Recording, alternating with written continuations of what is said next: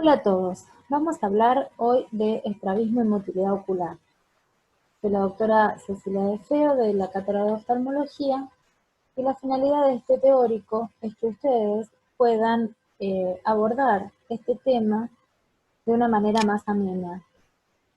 Lo importante y lo que queremos desde la cátedra es que sepan estrabismo para médicos generalistas, para pediatras, para neurólogos, no para oftalmólogos. Es un capítulo muy importante dentro de la oftalmología y sería imposible de abarcar e inútil para hacerlo en el pregrado porque no les sería de utilidad en su práctica clínica cotidiana. Vamos a definir qué es el estrabismo. Es la pérdida del paralelismo de los ejes oculares con alteración de la visión binocular. Cuando hablamos de pérdida de paralelismo, nosotros mirando derecho adelante hacia el infinito, como cuando tomamos la agudeza visual, tenemos los ejes oculares paralelos.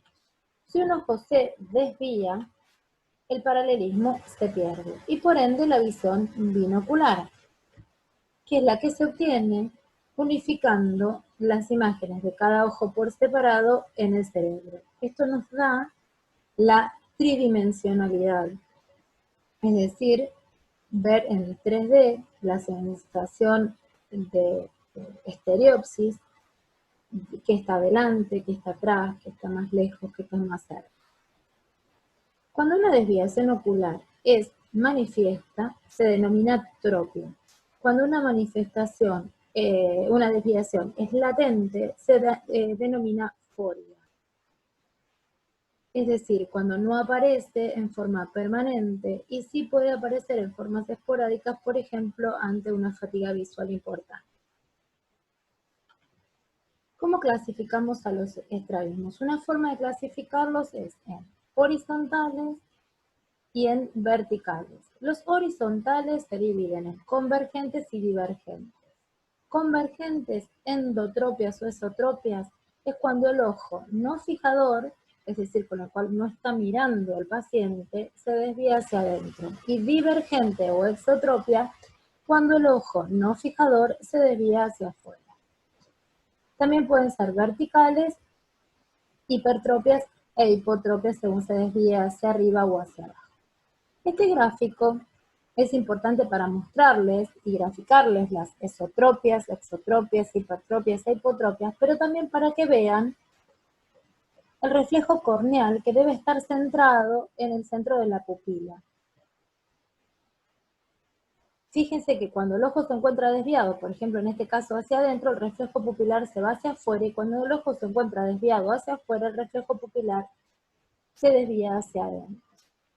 En este caso, donde acá vemos estrabismos que son realmente muy manifiestos, sin necesidad de mirar el reflejo pupilar, nos damos cuenta que el ojo está desviado. Pero hay casos en los cuales no es tan manifiesto el estrabismo, sino que son de ángulo muy pequeño, son muy sutiles, y aquí el reflejo pupilar es de gran utilidad.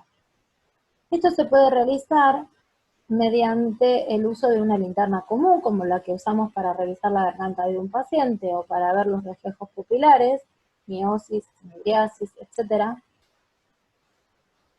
Poniéndonos delante del paciente, enfocándole la luz sobre los ojos y evaluando si están centrados o no. Este test se denomina test de Hirschberg, que lo vamos a ver más adelante con más profundidad. Tiene que repasar la anatomía y la inervación de los músculos extraoculares y su función. Esto es importante para que después puedan entender los diferentes tipos de estrabismos y de parálisis. Quiero que solamente se centren en la función primaria de cada músculo, porque no es necesario en el pregrado profundizar en otras funciones, ¿cierto? Les voy a aclarar dentro de esta diapositiva dos palabras que pueden llevar a confusión, o puede ser que no lo entiendan, que es la inciclotorsión y la exciclotorsión, que son patrimonio de los músculos oblicuos. La inciclotorsión es cuando el ojo rota hacia adentro y la exciclotorsión es cuando el ojo rota hacia afuera, tomando hora 12, es decir, la parte superior de la córnea, como punto de referencia en la torsión. Normalmente estos movimientos nosotros no los vamos a estar observando, pero sí es importante que ustedes tengan en cuenta que se están produciendo para que los ojos no giren aleatoriamente. Sobre todo cuando nuestro cuerpo gira, da vueltas o estamos en una calecita. Puede aparecer movimientos de ciclo de oxiciclotorsión en los nistagmos rotatorios cuando hay trastornos bulboprotuberanciales importantes. Esto se da en pacientes por lo general que tienen trastornos importantes del sistema nervioso central. Acá tenemos un gráfico de los músculos extraoculares para que vean cuál es su localización, el trayecto, la inserción de los mismos. Con respecto a la inervación, un consejo es que los traten de agrupar. La mayoría están inervados por el tercer paro motor ocular común. El oblicuo mayor está inervado por el patético o cuarto par craneal. Y el recto externo o recto lateral va a estar inervado por el sexto par craneal o motor ocular externo. Vamos a hablar un poquito de las leyes de la motilidad. Para que cada movimiento ocular exista, tienen que existir un par de músculos con acción opuesta o antagónica. ¿Qué quiero decir con esto? Tomamos un ejemplo. Si yo voy a mirar hacia la derecha, el recto externo de mi ojo derecho se contrae y se va a tener que relajar el recto interno de mi ojo derecho, porque si no el músculo quedaría en posición primaria de la mirada. No existiría ningún movimiento posible. De aquí a que se desprende una ley que es la ley de Sherrington o ley de la inervación recíproca, que para que cada movimiento ocular se lleve a cabo, debe contraerse un músculo y relajarse su antagónico. Otro concepto importante que les quiero dejar hoy es el de fusión. La fusión es un fenómeno sensorial que permite integrar las imágenes de cada ojo por separado como una imagen única en el cerebro. Para ello, los músculos de un ojo deben actuar en forma conjugada con los músculos del otro ojo. Por ejemplo, si nosotros queremos mirar nuevamente hacia la derecha, se va a contraer el recto externo de mi ojo derecho y el recto interno de mi ojo izquierdo. Estos dos músculos son yuntas y obviamente relajarse sus antagonistas. De aquí se desprende otra ley muy importante que es la ley de Ferin o de la correspondencia motora, donde la cantidad de impulsos nerviosos que llega a un músculo debe ser exactamente igual a la que llega a su yunta para que el movimiento ocular, sea simétrico. De los movimientos oculares también tienen que recordar estas definiciones, que es posición primaria de la mirada, que también la van a encontrar escrita como PPM, es la posición de la mirada con la cabeza mirando derecho adelante o al infinito. Las ducciones, que son los movimientos oculares, considerando cada ojo por separado, y las vergencias, que son los movimientos oculares bilaterales y conjugados, que son las 9 posiciones de la mirada, más la convergencia y la divergencia. Acá tenemos las 9 posiciones de la mirada, donde tenemos que evaluar los dos ojos, acá grafiqué uno solo, y vamos a ver elevación, elevar hacia afuera, ir hacia adentro, ir hacia abajo y hacia adentro, ir hacia abajo y hacia afuera y hacia arriba y afuera. Esto es importante que lo testeen para ver si excursionan bien ambos ojos. Los movimientos binoculares o versiones son movimientos que se hacen en forma conjugada, la dextroversión hacia la derecha, levoversión a la izquierda, supra e infraversión arriba y abajo. Después la convergencia, que es cuando los dos ojos van hacia adentro, en ese caso es para la mirada próxima, cercana, por ejemplo en la lectura, y la divergencia, que se produce desde la convergencia hacia posición primaria de la mirada. ¿Cómo diagnosticamos un estrabismo? Lo abordamos como cualquier paciente clínico. Primero comenzamos con una buena anamnesis, le preguntamos si tiene pacientes estrábicos en la familia o no, si cuando nació tuvo un parto normal o fue un parto distóxico o patológico, la presencia de trastornos neuromotores, endocrinos, en qué edad comenzó, si en el recién nacido o aparece en forma intermitente o en forma constante en los primeros años de la vida o en el adulto. Inspeccionar la cabeza, la existencia no de una desviación ocular y también la posición de la cabeza, porque muchas veces para no ver doble los pacientes adoptan posturas de la cabeza especiales, hacia la derecha, hacia la izquierda, hacia atrás, y en ese caso se llama tortícolis ocular y es para bloquear la visión doble. Evaluar las facies del paciente, si tiene epicanto, hipertelorismo, exoftalmos, las presencias de pseudoestrabismo que vamos a aplicar más adelante exactamente qué son y cómo se diagnostican, y obviamente realizar el examen oftalmológico completo. ¿Cuáles son los test diagnósticos? Primero, las 9 posiciones de la mirada, como ya dijimos. Lo sentamos en una silla, nos ponemos frente a él con una linterna en mano y le hacemos, sin que mueva la cabeza, excursionar los ojos en las 9 posiciones de la mirada.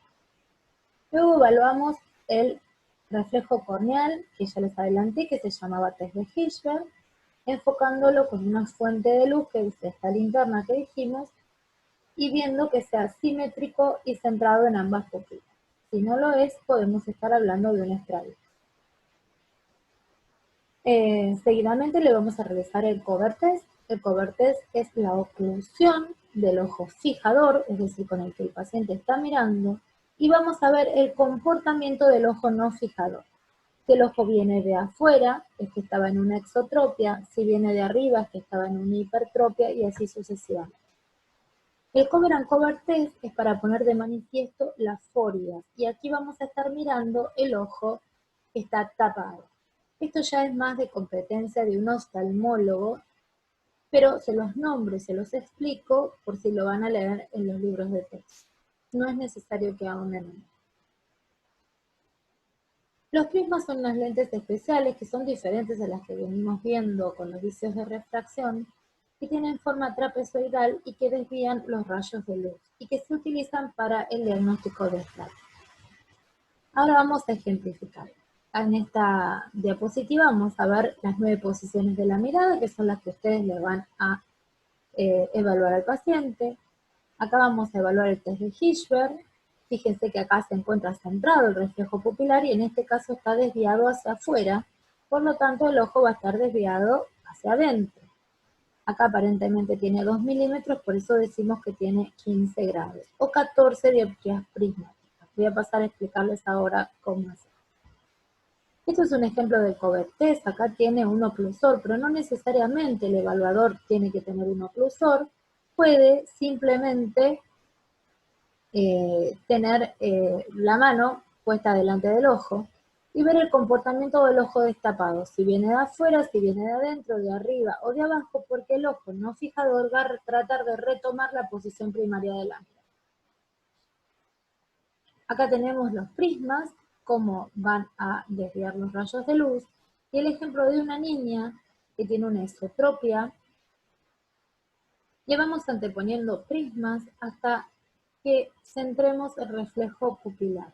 En ese momento miramos el valor del prisma y decimos tiene, para un prisma de 20 dioptrías prismáticas de desviación. Esto es importante porque nos permite cuantificar el estrabismo, ya sea para evolucionarlo en el caso que sea una paresia o una parálisis, o para hacer un diagnóstico pre-quirúrgico y postquirúrgico, diagramar una cirugía en el caso que sea necesario. Acá tienen la caja con los prismas, tenemos prismas muy delgaditos hasta prismas con mayor potencia, que son los más anchos, y los vamos anteponiendo hasta lograr centrar el reflejo pupilar. Bueno, acá vamos a ver cómo usamos un simulador de estrabismo. Lo pueden encontrar en la página web y sería bueno que lo usen para así se amigan un poco con el tema. Vamos a simular que este paciente tiene un estrabismo en el ojo izquierdo, una exotropia de 45 dioptrías prismáticas. Ahora vamos a ver cómo llegamos a él. Lo primero que le vamos a hacer es el reflejo corneal, y vamos a ver que en este ojo, que es el ojo fijador, está centrado en el ojo derecho, y en el ojo izquierdo vamos a ver que el reflejo se encuentra prácticamente en el limbo esclerocorneal.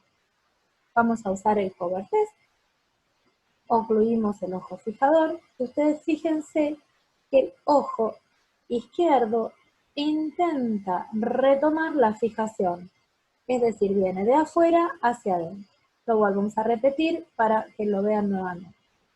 Ahí está el ojo fijador, el ojo no fijador, pongo el oclusor y fíjense acá cómo se centra el reflejo nuevamente porque el ojo retomó la fijación. Ahora yo quiero saber cuántas dioptrías prismáticas tiene este estrabismo, entonces utilizo los prismas, que es el test de Krinsky. El prisma siempre lleva el vértice para el lado de la desviación. Como la desviación es hacia afuera, el vértice del prisma va a estar hacia afuera, la parte más finita. Lo antepongo al ojo y fíjense que el reflejo se reposicionó, pero no está centrado. Quiere decir que todavía no llegamos al valor de este estrabismo. Si tuviéramos una caja de pruebas, este es un prisma de 20, como ven, si tuviéramos una caja de pruebas, tomaríamos otro prisma de la caja. Para ahorrar tiempo vamos a utilizar un prisma de 45 dioptrías, lo antepongo al ojo y fíjense cómo el reflejo pupilar se encuentra nuevamente centrado. Entonces ahí me doy cuenta que este era una exotropia del ojo izquierdo de 45 dioptrías prismáticas. Espero que lo usen y que les sea de ayuda y que les sea claro. Ahora vamos a hablar de las leyes de sensorialidad. Para que las imágenes de cada ojo puedan integrarse a nivel cerebral y verse como una imagen única, es necesario que caigan en la misma zona de la retina, puntualmente en la fóvea, que es la zona de mayor visión y de mayor discriminación de la agudeza visual. Si un ojo se encuentra desviado, el ojo que fija va a caer la imagen en la fóvea y en el ojo que está desviado va a caer en cualquier otro sector de la retina. Entonces se pierde la binocularidad. Gracias a la binocularidad, como dijimos anteriormente, tenemos la estereopsis y la visión tridimensional. Es importante recordar que la visión se desarrolla madurativamente hasta los 5 o 6 años de vida, con el estímulo neurosensorial. A medida que las retinas y la vía óptica es estimulada, vamos desarrollando la visión madura que vamos a tener de adultos. Un bebé recién nacido, un niño de 2, un niño de 4 y un niño de 6, y un adulto no ven lo mismo. El niño de 6 probablemente sí vea lo mismo que el adulto.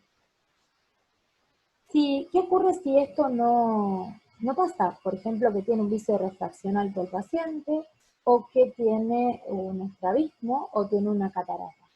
No llega el estímulo visual a la retina y no se desarrolla la visión de ese ojo. Entonces se convierte en un ojo vago o amblíope. ¿Qué quiere decir? Que va a tener una visión precaria o rudimentaria, sin causa orgánica, y que después, si después de los 5 o 6 años de edad nosotros queremos corregir esta causa, por más que le saquemos la catarata, le revisemos el ojo, le pongamos el anteojo, ese ojo no va a ver. De ahí la importancia del diagnóstico precoz de estos casos en la infancia. Si es necesario darle un lente, una catarata, operarla lo antes posible, es prácticamente una emergencia, o en el caso de un estrabismo, primero tratar de estimular el ojo para que vea, penalizándolo, y después haciendo una corrección quirúrgica de ser necesario, para que ese niño de adulto pueda tener una buena visión y no una visión pobre o muy rudimentaria. También es importante decir que la retina se desarrolla madurativamente en los 6 primeros meses de vida posteriores al nacimiento, en un niño de término, ¿cierto? Esto es muy importante tener en cuenta, porque los recién nacidos, puede ser que en determinadas ocasiones, cuando intenta fijar, por ejemplo, en el amamantamiento, puede ser que un ojo se desvíe o que no logre una buena convergencia. Y esto puede ocurrir hasta los 3 meses de vida, ¿sí? Es por falta de madurez neurosensorial. Más allá de este lapso, esto es algo patológico. Pero también tienen que tener en cuenta que si un chico nace con los ojos desviados en forma permanente, eso no, es un estrabismo y no es falta de madurez, ¿no? Los mecanismos de compensación en el estrabismo no son lo mismo en el adulto que en el niño. En el adulto que no tenía un ojo desviado, no existe compensación. Ocurren dos eventos, la diplopía, que es la visión doble, en este caso les dibujé una mano que la ve como duplicada, que puede ser más espaciada cuanto mayor sea la amplitud del estrabismo, o la confusión cuando ven dos objetos superpuestos. En cambio, en el niño no presenta ni diplopía ni confusión, hasta los 5 o 6 años. El cerebro del niño suprime la imagen del ojo desviado. La suprime primero en forma transitoria, pero este escotoma de supresión puede ser permanente si pasamos los 5 o 6 años de vida y no corregimos la causa. Es lo que les expliqué anteriormente, que es la ambliopía. Entonces, nosotros tenemos que ir a rescatar primero la visión de ese ojo que no está usando, que está anulando a nivel cerebral. ¿Cómo lo hacemos? Ocluyendo el ojo fijador. Generalmente se usan parches, pero también se pueden utilizar gotas dilatadoras de la pupila, cristales hipercorregidos o cristales opalescentes. Lo más práctico y lo que más se usa son los parches. Acá tenemos el ejemplo de un parche. Este es un parche clásico, existen parches ahora que vienen con dibujitos de piratas, de princesas, de superhéroes, para que tengan más adherencia los chicos al uso. Es importante la colaboración de la familia y el tiempo de uso ha ido variando con la modalidad con los años. Antes se tapaban por días, tantos días el ojo fijador, para que use el no fijador y después ocluir el no fijador menos tiempo. Ahora es por horarios del día, para que sea mucho más amable y que la gente lo pueda adoptar más en la práctica cotidiana. Otra clasificación de los estrabismos es en comitantes e incomitantes o paralíticos. El comitante es aquel estrabismo que cuando le hacemos las 9 posiciones de la mirada, el ángulo de desviación siempre va a ser constante. En cambio, el incomitante o paralítico, cuando nosotros le hacemos las 9 posiciones de la mirada, va a ser un ángulo variable. ¿A qué me refiero con esto?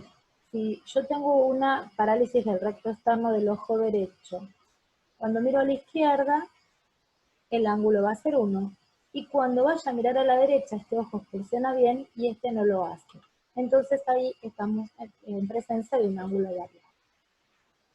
Los estrabismos comitantes o de ángulo constante se dividen en esenciales y en estrabismos sensoriales. No es necesario que ahonden en esto y que profundicen en esto, porque realmente no es importante para la práctica de un médico generalista, que es lo que apuntamos a formar en la Universidad de Medicina. Si alguno después va a seguir oftalmología y oftalmología puntualmente, bueno, lo va a hacer.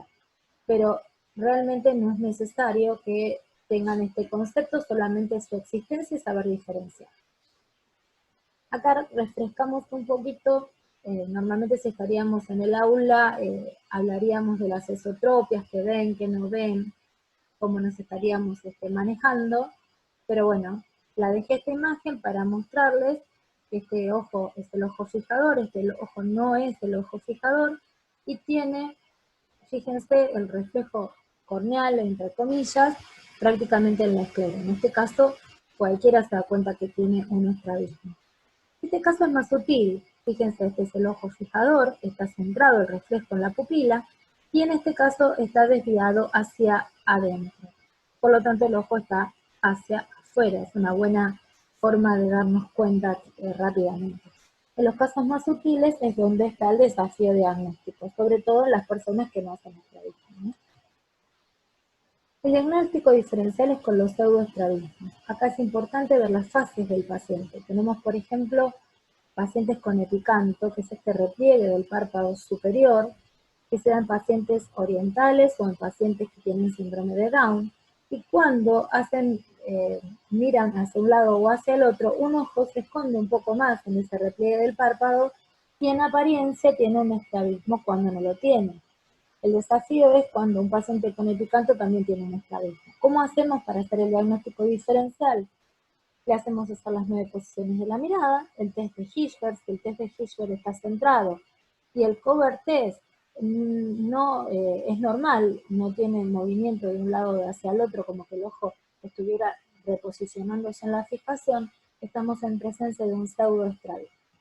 Acá tenemos el hipertelorismo, cuando los ojos están muy separados. Estos generalmente vienen acompañados de otros síndromes congénitos, pero bueno, es gráfico para marcarles que también cuando hacen miradas hacia los laterales, un ojo parece esconderse más que el otro. Esto también ocurre en niños sanos, pequeños, que tienen el puente ancho de la nariz, porque todavía no tienen formado totalmente el macizo craneofacial y los huesos propios.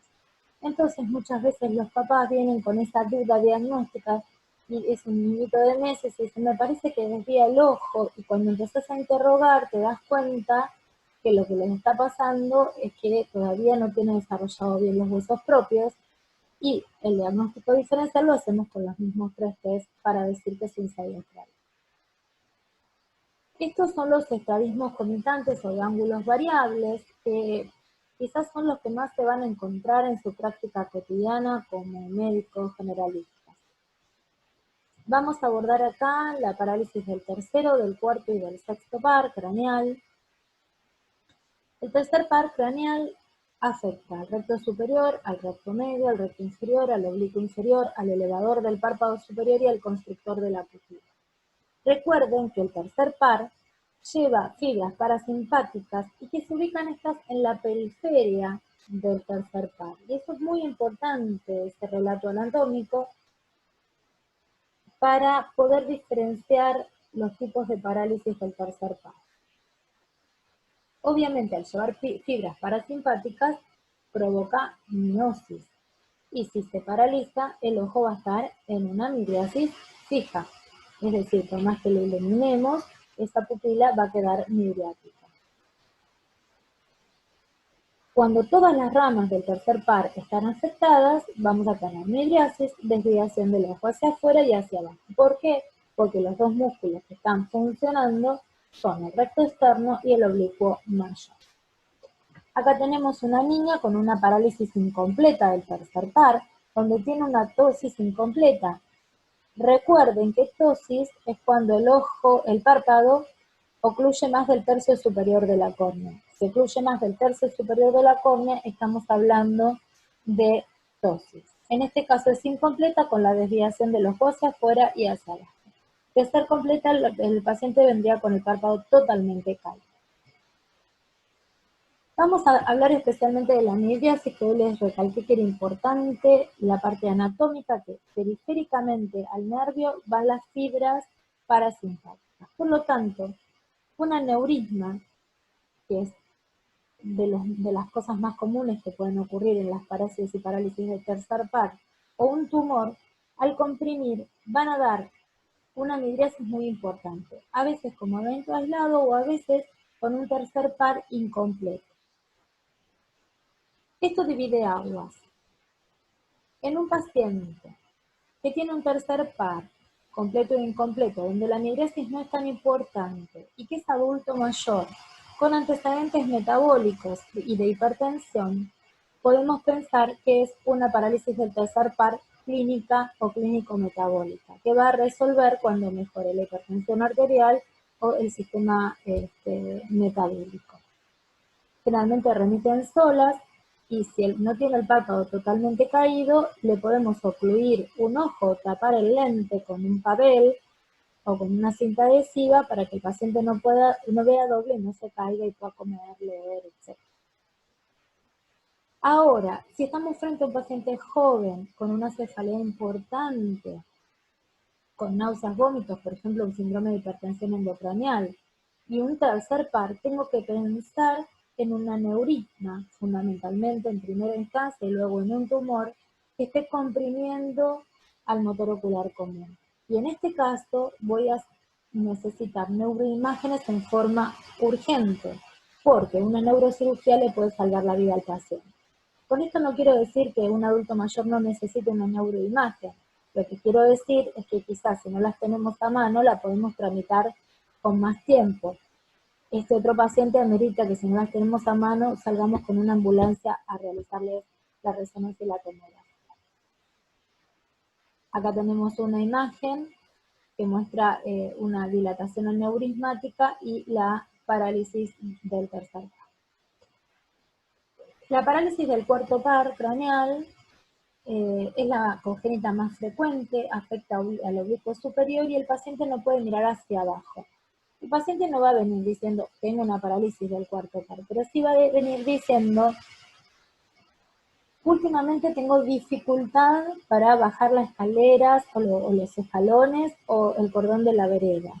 O tengo dificultad cuando quiero leer, pone la cabeza de una manera especial. Entonces ahí tenemos que pensar en una parálisis del cuarto par. Las parálisis del sexto son un capítulo aparte porque son muy frecuentes, se van a encontrar con ellas igual que con las del tercero, con bastante frecuencia, porque afecta a los rectos laterales, así que el paciente va a tener una endotropia o esotropia bilateral o unilateral, pero en los pacientes que tienen traumatismos cráneoencefálicos generalmente son bilaterales, porque recuerden que el sexto par es el nervio con mayor trayecto intracraneal. Cuando va viajando dentro del cráneo hasta llegar a los rectos externos, pasa por el lado de los peñascos, muy cerquita de los peñascos y los rodea.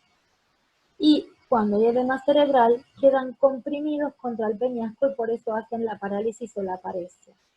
Si están inconscientes no se van a dar cuenta, pero cuando el paciente vuelva a retomar la conciencia, a pesar de que continúe con edema cerebral, les va a relatar diplopía. Y no tenemos que pensar que es una intercurrencia, sino que está saliendo del edema y va a mejorar, obviamente, con el tratamiento para el edema, encefálico. Si lo llaman para una consulta de estas características o no tienen un oftalmólogo cerca, también oclúyanle un ojo a este paciente porque es muy incómodo ver doble en forma permanente. Le genera también reflejos de náuseas, de vómitos y de mareos. Entonces, hasta que mejore el edema, lo que pueden hacer es ocluir alternativamente un ojo o el cristal de un lente. Acá tenemos una parálisis del sexto par unilateral. Un recuerdo de cómo son las parálisis para que las repasen mientras vayan viendo este video, vayan rememorando cuáles son los músculos que inerva el par craneal y así van a sacar la sintomatología por descarte. Les voy a dejar reglas o gold standards para este teórico del estrabismo. Primero, la ambliopía es la disminución de la visión sin causa orgánica, que debe corregirse antes de los 6 años. Cuanto más precozmente, mejores son los resultados visuales. El pseudoestrabismo, tenerlo presente, y es cuando un paciente aparenta tener el ojo desviado y hacemos el diagnóstico diferencial con las 9 posiciones de la mirada, el test de Hirschberg y el Covert test normal. Los estrabismos incomitantes son cuando tienen ángulos de desviación variable en las distintas posiciones de la mirada, y los comitantes son cuando tienen un ángulo estable en las distintas posiciones de la mirada. El tratamiento del estrabismo puede ser médico. Primero, en un niño, ir a rescatar visualmente ese ojo, hacer que recupere función con la penalización, con los parches, y después pensar en un tratamiento quirúrgico o en el uso de lentes de corrección, porque existen muchos astigmatismos asociados a la hipermetropía, por ejemplo. El estrabólogo verá cuál es cada caso, si es quirúrgico o no lo es. Y en el caso de hacerse cirugías, lo que se hace es retroponer o reseccionar alguno de los músculos afectados. No me parece importante ahondar en esto porque esto es más de la especialidad y no para un médico generalista. Y recordar que un niño recién nacido puede tener desviaciones intermitentes cuando intenta fijar, que generalmente no van más allá de los 3 meses de vida y que es por inmadurez neurosensorial. Esto es muy importante porque muchas veces les van a preguntar como pediatras o como médicos de familia cuando llegan recién nacidos y están todos los padres, sobre todo los primerizos, con todas las dudas. Vamos a hacer 2 casos clínicos juntos. Si estaríamos en el aula, los resolveríamos con preguntas y respuestas, con un contrapunto, pero bueno, acá los voy a ayudar a pensar y a desglosar la pregunta. Caso número 1. Usted es un médico generalista en un pueblito alejado de una ciudad importante en La Pampa. Le traen a la consulta a un niño de 2 años diciéndole que creen que a veces desvía los ojos. ¿Qué examen primario le practica para ver si desvía los ojos? Le tenemos que practicar las 9 posiciones de la mirada, en el caso mostrándole algún objeto que no tenga sonido, o la misma luz porque le llama la atención, hacer el test de Hirschberg y el cover test. Si estos son normales, el paciente no tiene un estrabismo. Esto está respondiendo a la pregunta número 2. Si no lo hace, ¿cuál es un diagnóstico? Un pseudoestrabismo. El segundo caso clínico es, usted es pediatra, le traen a un niño en consulta de 9 meses, y siempre los hice estos casos clínicos pensando que no tienen un oftalmólogo cerca, que no están en una ciudad donde vaya un oftalmólogo todos los días, por ejemplo. Los papás manifiestan que el niño tiene una desviación de ojo derecho permanente y que otro pediatra le dijo que era inmadurez y querían otra opinión. ¿Qué piensa usted del diagnóstico? Acá tienen que pensar, 9 meses y permanente no van con inmadurez. Dijimos que la inmadurez se podía dar hasta los 3 meses, ¿sí? Y que no es permanente, es en determinados eventos. Entonces, ¿qué opina usted del diagnóstico? Que este niño tiene un estrabismo, porque cuando decimos desviación permanente es estrabismo. ¿Qué le sugeriría a los padres? Que hagan una consulta con un oftalmólogo. ¿Para qué puse estos 2 ejemplos? Porque muchas veces ustedes van a ser la primera barrera de contención de estos padres y van a tener que saber dirigir la consulta. No es necesario que como médicos generalistas sepan lo que tienen, todas las especialidades, pero sí dirigir las consultas en forma correcta. Entonces a estos papás, si no tienen un pediatra, un neurooftalmólogo cerca, es necesario decirles que lo busquen. Al otro papá lo tranquilizás y el chico sí va a hacer la consulta oftalmológica que le corresponde por la edad, pero no vas a hacer una movilización de toda una familia. Esto es lo más importante que quiero que les quede, el concepto de pensar que ustedes van a ser la primera barrera en las preguntas de los padres o de los pacientes adultos, si están en una guardia o si son médicos de cabeza. ¿Qué tipo de estrabismo tiene? Y bueno, acá ustedes ven, tiene una isotropia, esto es para hacer un repaso conjunto, este es el ojo fijador, este es el no fijador, el ojo está hacia adentro y el reflejo corneal se ha ido fuera de la tela. Bueno, espero que este teórico les haya sido de utilidad. Fue hecho con mucha voluntad y tratando de manifestarles la mayor cantidad de conceptos posibles desde un aula virtual. Espero que se cuiden, que sus familias y ustedes se encuentren bien y encontrarnos desde la presencialidad en breve y saliendo de esta pandemia lo más exitosos posible. Muchas gracias.